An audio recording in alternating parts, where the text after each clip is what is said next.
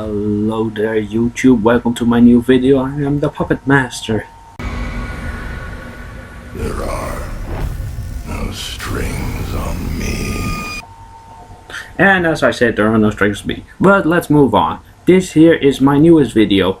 My recent video was top 5 decks that I hated, and I'm sure most of the meta players will, well, hate me for it. So I think I get into a more positive topic. This is my top 10 favorite number cards. Now numbers were the main thing in the Yu-Gi-Oh! Sexual anime. And I thought, since a good friend of mine is also really big into the numbers, I thought I'd give my list of the top 10 favorite number cards. Keep in mind my opinion, so you don't necessarily have to agree with me. But here are my top 10 favorite number cards. So, first, there is number 10, which is, well, number 10, Illuminate. Although its effect isn't really that good, and its stats are really mediocre to be honest.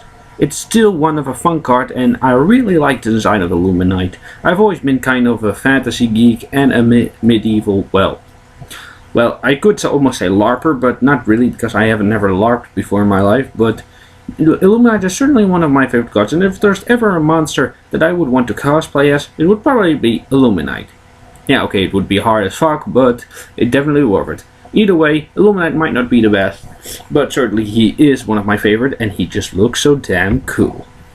Now up to the number 9 spot, which is number 73, Abyss Splash. I would say that I'm really a big fan of the decks that Reginald Castle aka Shark uses. I mean, sharks and such, well, who doesn't like sharks and such? Well, not many people actually, but it's certainly one of the more fun decks for me. It's not really competitive in that sense, but it's just a fun thing to play. And Abyss Splash is also so easy with the combination of Panther and Eagle Shark. It's just such a fun card to use, and I recently managed to get one. So, with that in mind, I would say Abyss Splash has made for me a big splash. Okay, that was unnecessary, sorry. Now up to the number 8 spot, which is number 15, Gimmick Puppet Giant Grinder. Gimmick Puppets are one of my favorite decks, and Giant Grinder certainly makes a spot for having a very good effect, because most people use Xyz monsters nowadays, such as number 101, which is a real pain in the ass to face, but also a real good partner to have. Then Giant Grinder is perfect. Certainly they would have used it on an earlier Xyz monster. You just detach 2 and boom, Honor Arc is gone, and you dealt some significant damage to your opponent. That in a way is how Gimmick Puppet Giant Grinder always managed to help me out in a tight spot. Certainly he might not have the best attack and maybe our defense, but his effect certainly makes up for it. And he has helped me out countless times in duels wherever it could. So in honor of that, he certainly managed to get himself on my list. Up to the number 7 spot, which is number 82, Heartland Draco. Heartland Draco might not have the best effect, but just look at it, it's cute. It just looks so cute. So of course you want to put this guy in a rank 4 deck. I mean, I've actually considered putting it in my newest Heraldic decks, where rank 4s are a must. So Heartland Draco could certainly be one that I would consider doing, if I manage to get my hands on one. One day, Heartland Draco, one day I will get you, and then we'll deal direct damage for only 2k. Yes, its effect isn't that good, and its stats aren't that well, but Heartland Draco is certainly such a cute card that most people will fall in love with it and put it in their deck regardless. Up to the upcoming, well, I think number 6 spots, which is number 61, Volcasaurus. As I have been talking about earlier, me and a friend of mine were recently very busy in making a tag team duel deck consisting of both number 61 and 19. He said number 61 fits me, so for that reason I tried it out.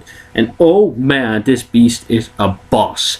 At a competitive phase, it's kind of hard to summon with level 5 monsters, but I suppose with things like Cyber Dragon and a level 4 monster and Star Change, it's not all that hard. But once you get it out, oh my, you could just blow everything away.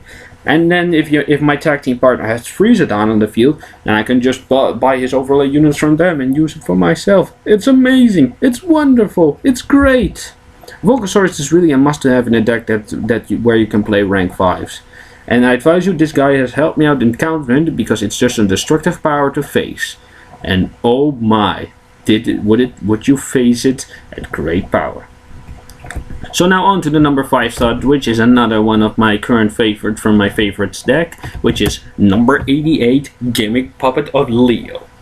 Although I did only manage to get his alternate win condition off a number of times, and mostly that's due to his chaos form, he still manages to be an incredibly fun card to play and an incredibly good card to have for any Gimmick Puppet deck user. Sorry, I can't speak at the moment. Yes, it's not that hard actually to bring 3 Gimmick Puppets out or level 8 monsters, one with Gearspring Spirit, for instance, or Machina Cannon. But he still has a high attack stat and has a good effect that if you manage to pull it off, you will be awarded a assured victory.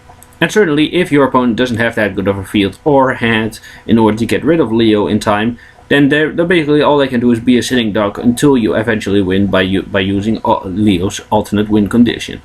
So for being a very much fan of the Gimmick Puppets archetype, and as well as Leo being an amazing card for me to play, and although with this high attack stat and this alternate win condition, makes Leo to me a force to be reckoned with, especially when your opponent is now currently a sitting duck, and that is always fun.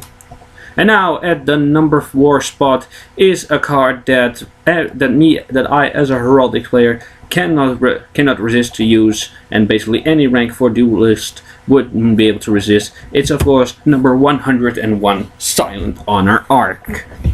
Most certainly everyone who has been in the competitive scene has faced this monster of a card or has used it himself.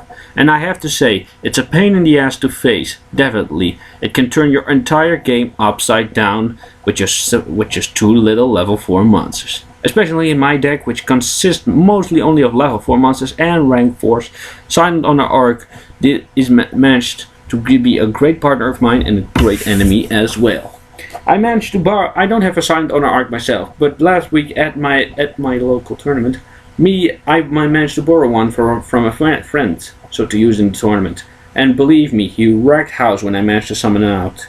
It's always the card that you will go to when your opponent manages to get a monster higher than you.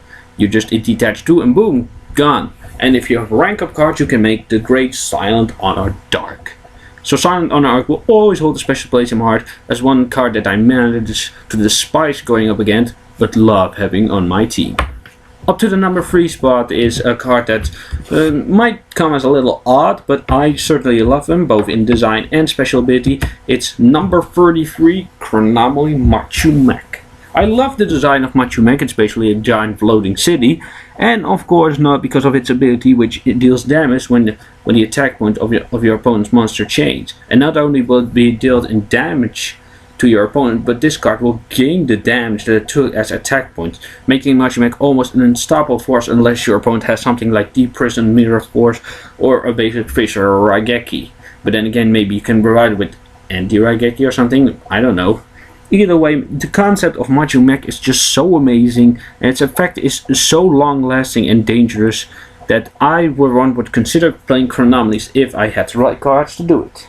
It's definitely a fun deck and a fun card to play, not too hard to bring out, same with Volcasaurus, but if I would ever play Chronomalies, then definitely Machu-Mech would be my ace card in that sense. Now it's up to the number 2 card, a card that I recently managed to get on my list, but certainly he earned his spot and he has stolen my heart. The number 2 spot is number 8, Heraldic King Genome Heritage. Against any Xyz monster, particularly the most hated battling boxers, at least in my opinion, Genome Heritage is perfect to play. Although he doesn't have really a solid attack point, and its effect isn't that great in the long run, for example if you're playing against Necros or Shaddolls, its effect certainly comes in handy for any Xyz model like for example Silent Honor Arc.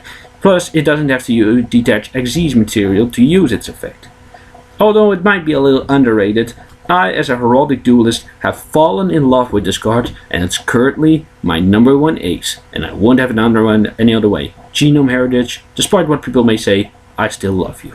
And now the number 1 spot. Who has managed to run over Genome Heritage? Well, it's a card that has always been a favorite of mine since the moment I saw him appear on the Yu-Gi-Oh! Zexal anime used by Quattro. And as 2 of the other cards, main number cards, already appeared on this list, I guess you can guess it. My number 1 card is number 40, Gimmick Puppet of Strings. The ace of my Gimmick Puppet deck, and of course the logo of my channel. It's the mighty Gimmick Puppet of Strings. Of course, this guy has inspired me so much. Although its effect isn't all that good, its 3000 attack points certainly make up for it, and its chaos form is automatically awesome.